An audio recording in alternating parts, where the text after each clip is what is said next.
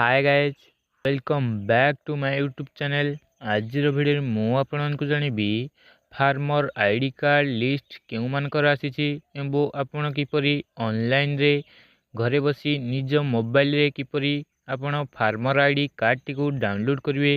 ये वीडियो रे मु फुल डिटेल्स जानबी। ता पूर्व आपण यदि मो चैनल को सब्सक्राइब करना सब्सक्राइब करना जहाँफल ये नुआ नुआ वीडियो आपन को सर्वप्रथम मिल जाव। चलतु वीडियो देर न करी स्टार्ट करिबा। आपण जेकोसी ब्राउजर को ओपन करी सर्च बार रे सर्च करने एग्रीस्नेट फार्मर लिस्ट आपण सर्च करने। आपण सर्च कर सारा परे नेक्स्ट आपण प्रथम लिंक उपरे क्लिक करने।